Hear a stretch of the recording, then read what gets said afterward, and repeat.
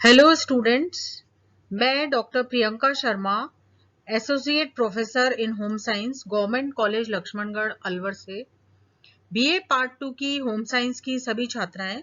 आज हम पढ़ेंगे पेपर 2 का chapter selection of fabrics for garments, परिधानों के लिए वस्त्रों का चुनाव।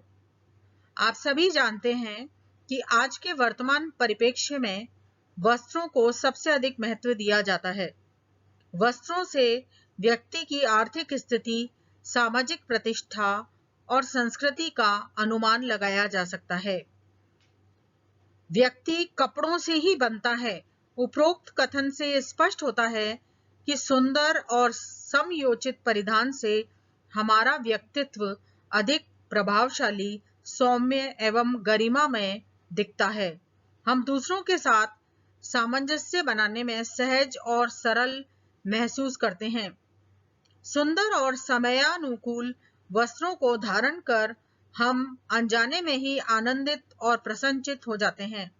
हमारा संपूर्ण व्यक्तित्व आकर्षक एवं गौरवशाली हो जाता है।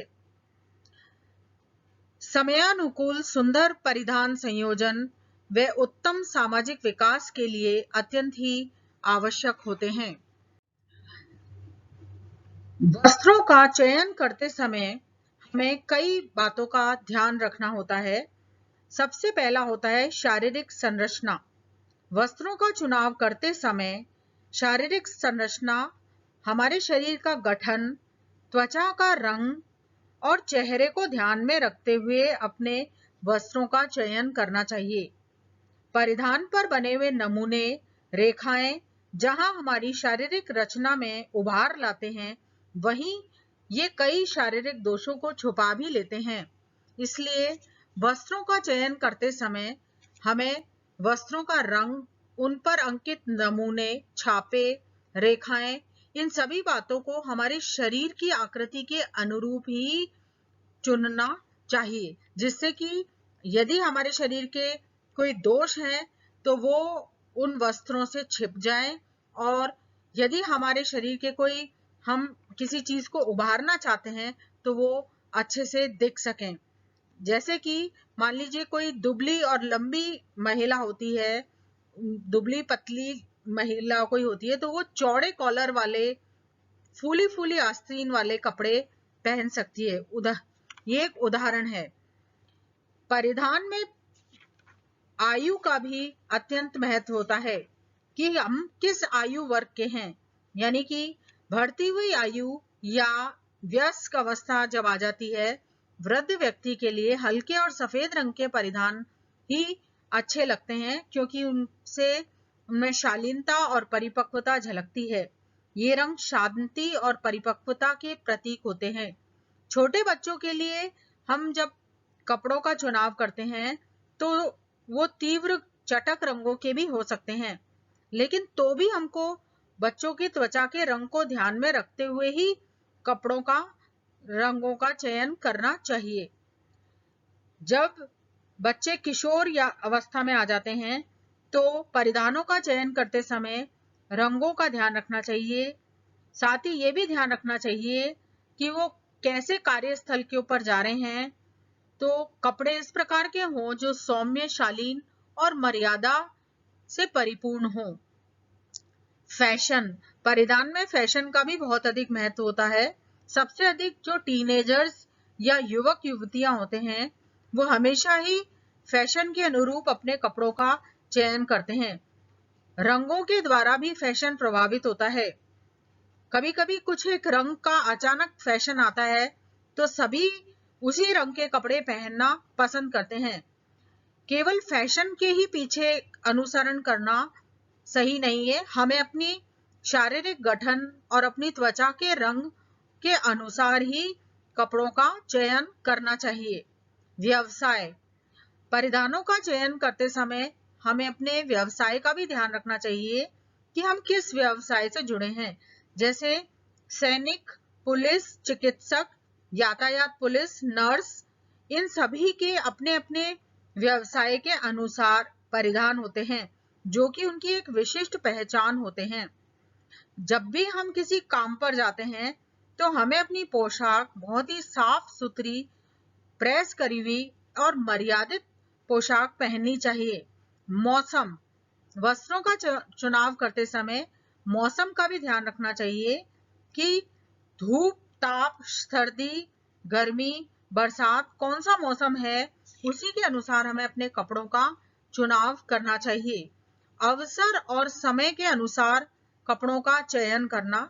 यदि हम अपने कार्यस्थल पर जा रहे हैं या हम किसी औपचारिक स्थल पर जा रहे हैं तो परिधान ऐसे हो जिनसे शालीनता, गरिमा और सादगी झलके।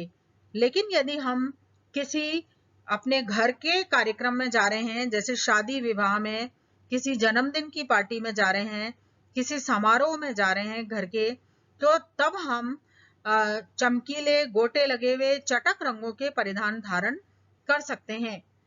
लेकिन कार्यालय स्थल पर या अपनी पढ़ाई के स्थल पर हमेशा हमें मर्यादित कपड़े ही पहनने चाहिए। वस्त्रों का रंग, परिधान संयोजन में रंगों का अपना विशिष्ट और अनोखा स्थान होता है। वस्त्रों का चयन करते समय रंगों को प्राथमिकता दी जाती है। शादी, विवाह, त्योहार या पार्टी के अवसर पर चटकीले और भड़कीले रंगों को ही चुना जाता है। जरी, गोटा, सलमा, सितारे कामों से अलंकृत सुसज्जित परिधान अधिक पसंद किए जाते हैं। वस्त्रों की मजबूती, परिधान हेतु वस्त्र का चयन करते समय मजबूती, टिकाऊपन को भी देख लेना चाहिए। मजबूत वस्त्र ही ज्यादा दिन तक अच्छी सेवाएं दे सकते हैं। इन पर लगाया गया समस्त धन सही उपयोग में हो पाता है। वस्त्र खरीदते समय इनकी रचना एवं चयन का पूरा ध्यान देना चाहिए। कपड़े ऐसे हों जो बार बार धुलाई से का सामना कर सकें, इतने मजबूत होने चाहिए कि वो जरा सी भी घर्षण से घिस नहीं जाए या फट नहीं जाए, और हमारे बजट के अनुसार होने चाहिए। कितना पैसा हमें वस्त्रों में खर्च करना है, इसका भी विशेष रूप से ध्यान रखना चाहिए। कपड़ों का अलग अलग आयु के अनुसार चयन अलग तरह से होता है। शिशुओं के लिए वस्त्रों का चयन करते समय ये ध्यान रखना चाहिए, जो एकदम नन्हे शिशु होते हैं उनके लिए हल्के, कोमल, मुलायम, नरम सूती वस्त्र हों। वे पर्याप्त मजबूती, टिकाऊपन और उनमें अवशोषकता का गुण हो। साथ ही वो त्वचा के लिए सुखद और आरामदायक हो, और ऐसे कपड़े हों जिनको आसानी से धोया जा सके और इन पर लगे धूल, गंदगी आसानी से छूट जाए। वस्त्र की बुनाई बिल्कुल पास पास सटी हुई होनी चाहिए और इनकी रचना सघन होनी चाहिए। परिधान तीव्र चटक या गर्म रंगों के हों, जिन पर कहीं कहीं ठंडे रंगों का छोटे छोटे प्रिंट्स भी हो सकते हैं, जो कि आंखों को शीतलता प्रदान करें। नमूने छोटे छोटे फूलों वाले हों।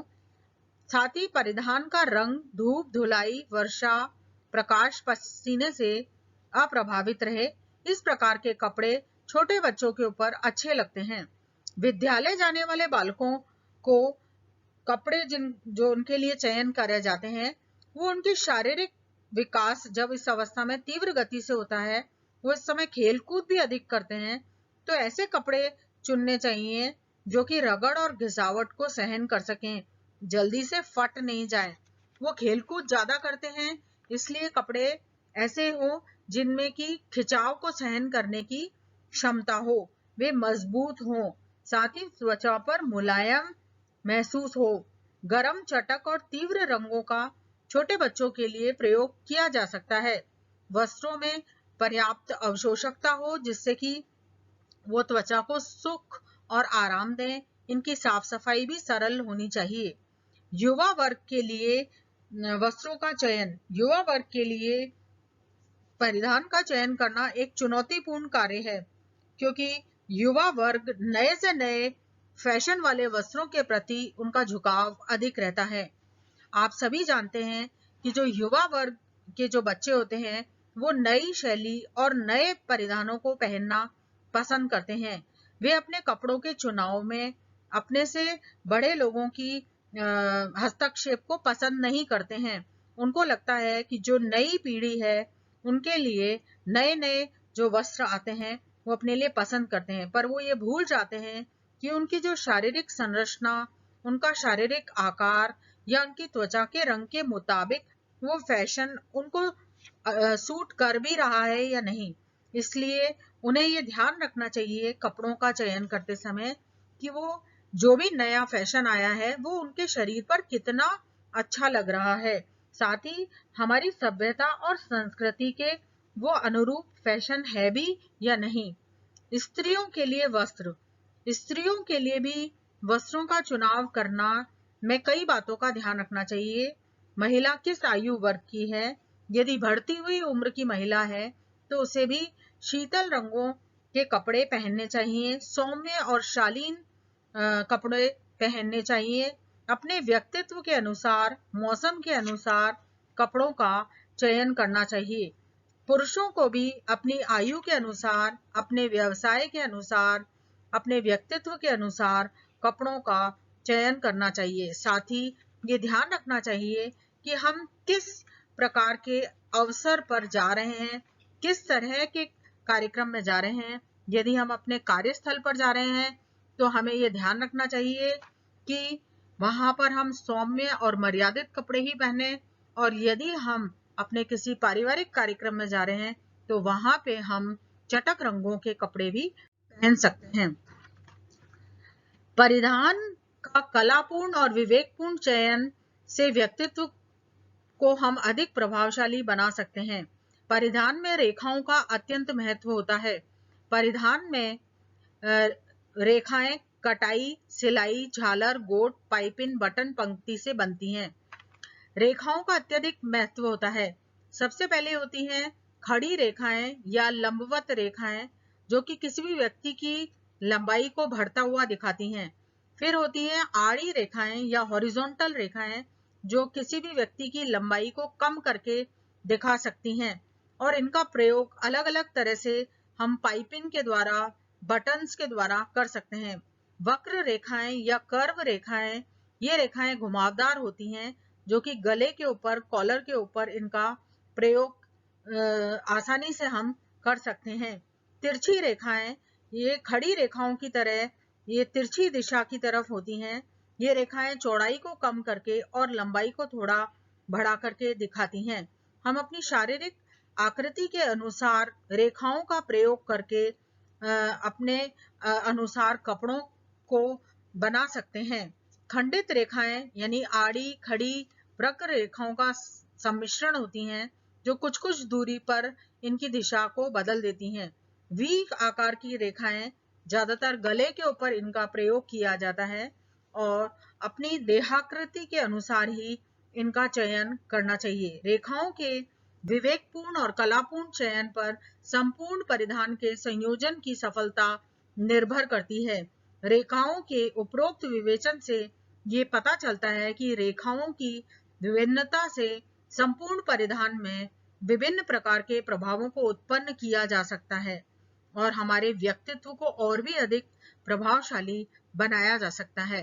तो इस प्रकार से हम रेखाओं का उपयोग करके और नेकलाइंस का उपयोग करके भी अपने वस्त्रों को इस प्रकार से बना सकते हैं कि वो हमारे व्यक्तित्व को और भी अधिक प्रभावशाली बना सकें। धन्यवाद।